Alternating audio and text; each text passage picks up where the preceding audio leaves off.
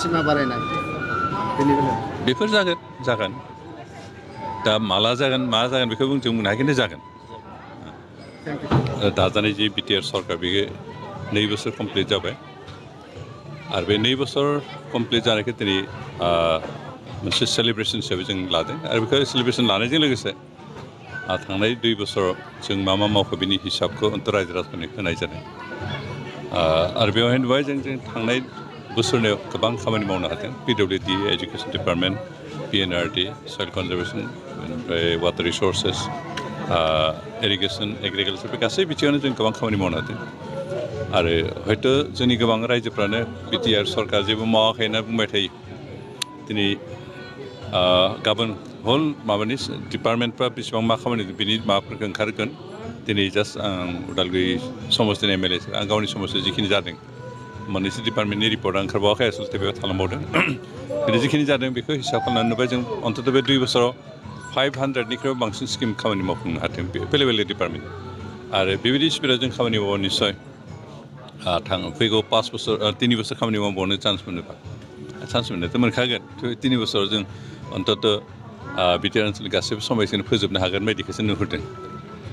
आरो बेखिनि खामानि मावनो जोंनो परिबेख होनायानो जाबाय थांनाय 2020 मायथाइनि जिथु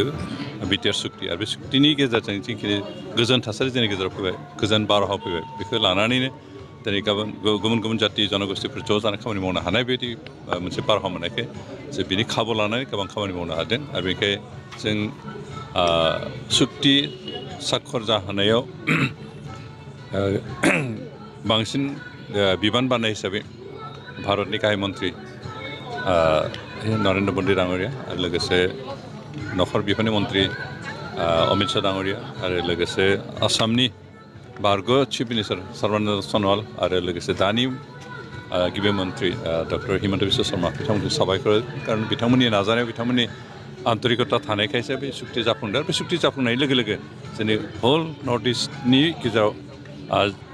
बर'लेण्ड ओनसोला जिहेतु बयनिख्रुइबो दुंदुं हाव बारहावासिनमोन बेखौ सुग्लाय होनानै जोंनो मोनसे गोजोन थासारि लाबोबाय आरो जोंनि गेजेराव दावगानायनि मोनसे बार होबाय बेनिखायनो बिथांमोनखौ साबायखर होदों बे जाफुंगोन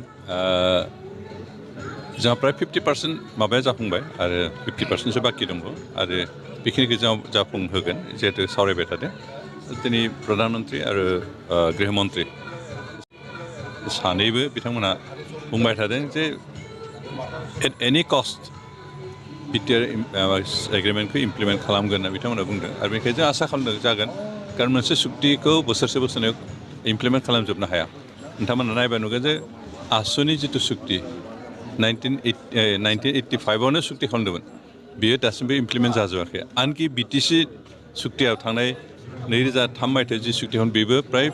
60%सोआनो इमप्लिमेन्ट जायाखैमोन फिसा बिला मोनसे मोननै जादों खिन्थु 60%सोआनो इमप्लिमेन्ट जाबावाखैमोन जानो बाखि दंबावोमोन बेनिखायनो दिनै बिटिआर सुक्तिनि माखासे इमप्लिमेन्ट जायिखौ जों खोब बारा टेनसन लानांगौ बाथ्रा गैया बे जागोन आरो जिहेतु जागोन खोथा होदों आरो सिनसियारलि बिथांमोना जाफुंनो थाखाय खामानि मावदों बे गासै बायदिसिना इस्युफ्राबो जाफुंजोबो सागानगिरि रन्जन दैमारि बिथाङा जेलाव थानो गोनां जादों आरो सुक्ति खालामनायनि सिगाङावनो बिथांनि जिथु भार्डिक्ट बे फैनायाव बेखौ इजिलि दिहुननोबाबो जों हानाय जायाखै आरो बिथांखौ दिहुननोबा जिहेतु ल'आनो आयेनानो बिथांखौ जेलाव सोदों आरो आयेननि हेफाजाबजोंसो जों बेखौ जेलनिफ्राय दिहुननांगोन बेखौ सोरबा होस्रिखावबानो हाल्ला खालामबानो धर्ना होबानो स्ट्राइक खालामबानो जेलनिफ्राय बख'नो हाया बे लिगेल मेटार बेनिखायनो लिगेलि बिथांखौ जों नांनानै दिहुननो हानांगोन आरो बे बिथिङाव दिनै बिटिआर सरकारनिफ्राय जों डाइरेक्ट कर्टआव थाङाखै खिन्थु जों जायफ्रा कर्टजों थांलाय फैलाय खालामबाय लिंक लाखिनाय खामानि मावदों बिथांमोनखौ जों हेफाजाब होबाय थादों जोंनि बिटिआर ओनसोला जथेस्थ' गोग्लैसोनाय ओनसोलखा बिनिनो जों दासिमहालागै हयथ' 40-50%सोल'सो जेंनाखौ फोसाबनो हादों आरो 50%सो जा बाखि दङ आरो फैगौ 3 बोसोर जों जेखौ खामानि मावनो खाबु मोनबावगोन आरो बे 3 बोसोराव जों बाखि जिखिनि मावनो गोनां दं बेखिनिखौ डिपार्टमेन्ट वाइज फारि मावनानैबो जों फोजोबगोन जों आसा खालामदों रायजो राजाफोरनि जिबायदि प्रतिश्रुति होदोंमोन बेखिनि जों फुलफिल खालामगोन आरो बे बिथिङाव रायजो राजाफोर जों मदद आरो हेफाजाबखौ लुगैयो खारन सरकारा डिसिसन लायोबाबो सरकारा माबा मोनसे आसनि लायोबाबो रायजो राजाफ्रा बेखौ मदद होआबा मावफुंनो हाया बेनिखायनो जाहाथे जोंनि जेंनाफ्रा बोस्रांजाजोबो जोंनि आंखालफ्रा सुफुंजाजोबो बिनि थाखाय सरकारा खामानि मावनायाव जाहाथे रायजो राजाफ्रा मदद होयो बेखौनो खावलायबाय बांसिनै लुबैनाय दङ बर' जाथिया सिमा बारायनाय बेनि बेलायाव बेफोर जागोन दा माला जागोन मा जागोन बेखौ जों बुंनो हाया खिन्थु जागोन